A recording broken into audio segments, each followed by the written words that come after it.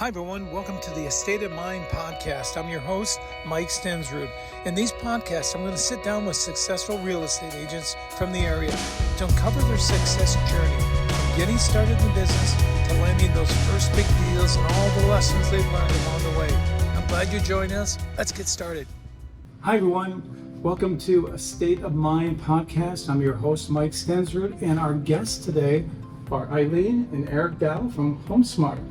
Thank you for letting me come to your home in beautiful Corte Bella. Well, welcome, Mike. We love you to be in our home. Thank you.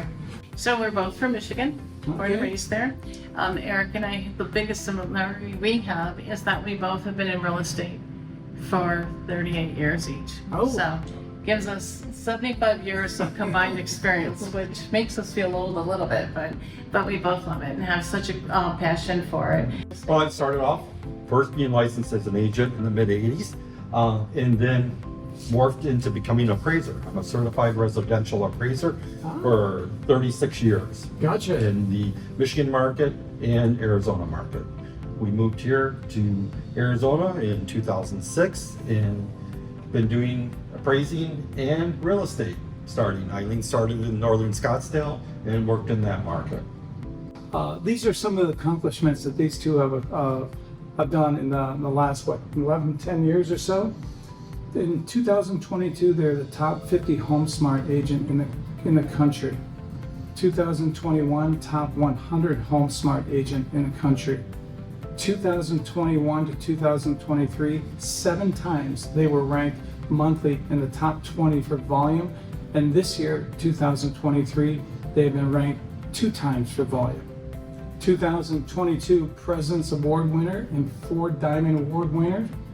2021 5 Diamond Award winner. 14 of the top 25 are the top prices were your deals, which is really incredible. First of all, congratulations. Thank you. I wish anyone wished they had this kind of list. So, and the thing about this is not one just did 1 year. I mean, it's consistent year after year. So I got to ask you, what drives that passion and success to go out day after day after day to get these results? I think there was a few answers to that. One is the community we lived in. And once I really established myself here, which again, going back to Michigan, I got my license in 1985.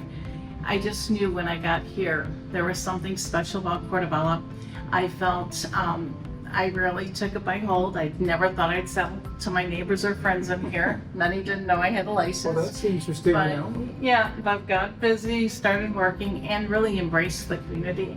So I think what drove me was to really help people see the value in Corte Bella and the home values, and what we had here was very special.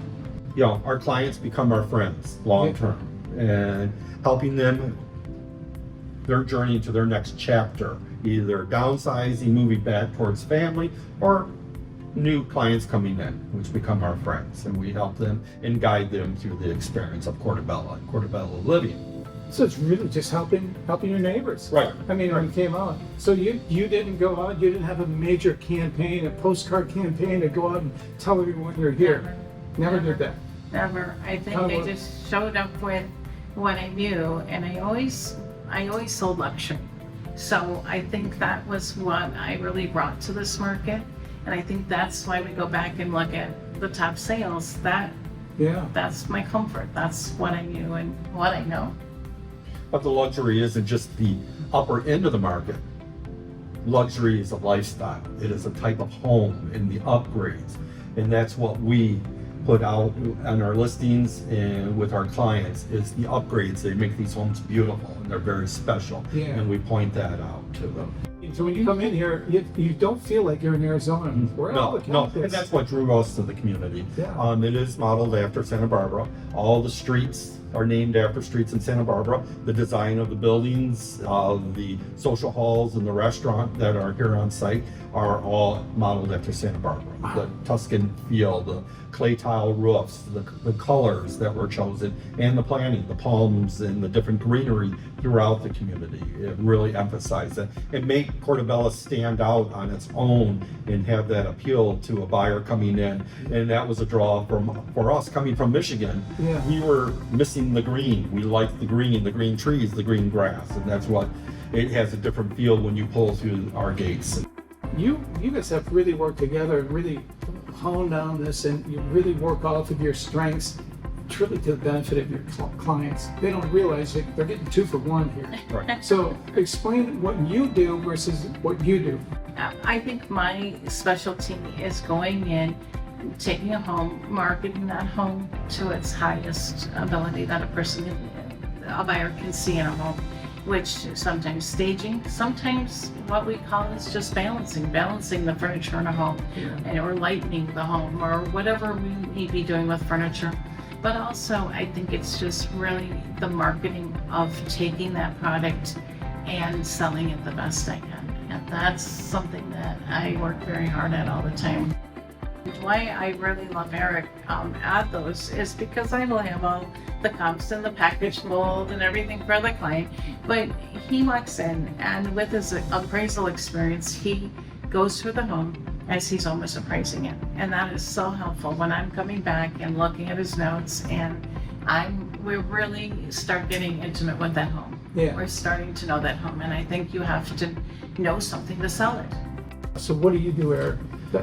Well, guiding the homeowner. But more important is when we're going on a listing appointment for Eileen and myself, but primarily her, is we're listening to the homeowner. If it's the seller or a buyer coming in, we're listening to their needs. We're not high pressure. We're not there with our listing contract and you've got to sign today. No, it's their comfortability. We're not pressuring anyone to do anything.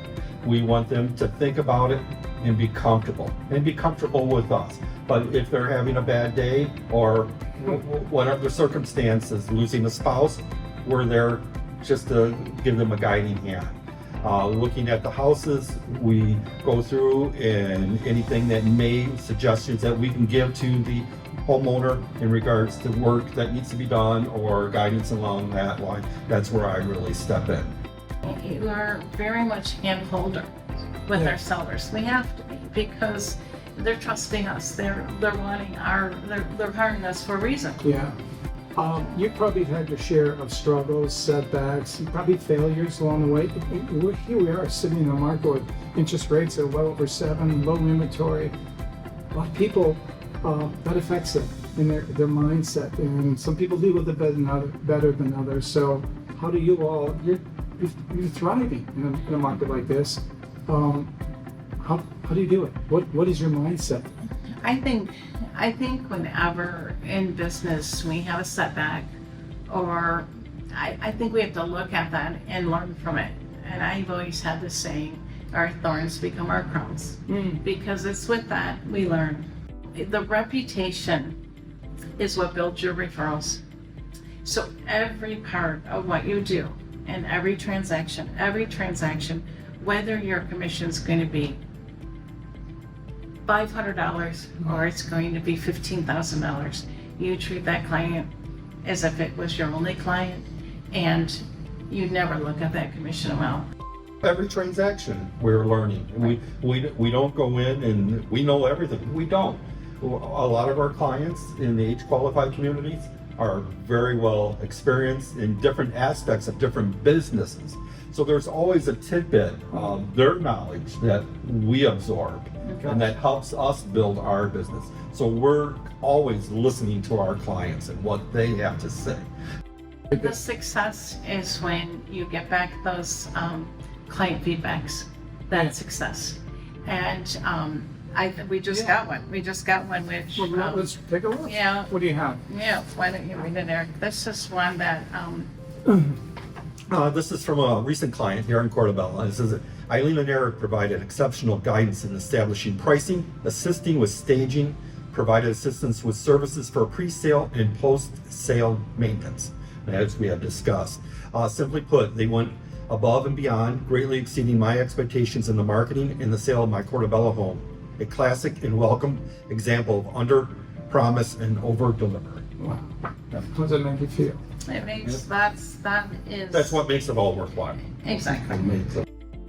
From what I know, you don't sell anything much out of Corte Bella, if I'm correct. Unless it's really referral based out of Corte Bella. 90% of your business is in Corte Bella. Absolutely. How many homes are here? 1,650. 1,600. I would know. So let's talk about Corte Bella, why you love it so much, and why people should come here. I think that it's kind of interesting, active adult in itself, because before, when people would hear the word Sun City West, and they Yes. thought, oh my goodness, that's for old people. So now you have such Wait a the minute. amount of such the amount of baby boomers retiring, that what we've seen is that they're coming from the big homes. The kids gone off to college, like our daughter went to law school, went from Scottsdale to active adult. It's like they're not going to those next homes. They're not going from the 5,000 square foot home to maybe the 2,100, then coming here. Okay. They're jumping over, because I think that the active part of active adult is what we see when you drive this community. The joggers, the bike riders, the walkers, the dogs, and the pets, and yappy hour to happy hour. And I think that that's just a lifestyle that they're buying. So we're classified as a 55 plus community, but a certain percentage, typically it's 20% of the homes can be the 45 to 55. But if you could give advice to a newer agent, someone that's going to come in and try to make a career in this tough environment, what would you say to them? I think I answered this a little bit earlier when we were talking about this, but I think that it's really putting your client first, knowing your product, and that's one thing I think over the years of my experience is that you need to know what you're selling, or whether you're listing or whether you're with a buyer, you need to know your product, and then you need to treat that client and listen to that client and their needs all the time. I think that it's not an easy industry by far, and I think it is a 24/7 operation. No shortcuts. No shortcuts.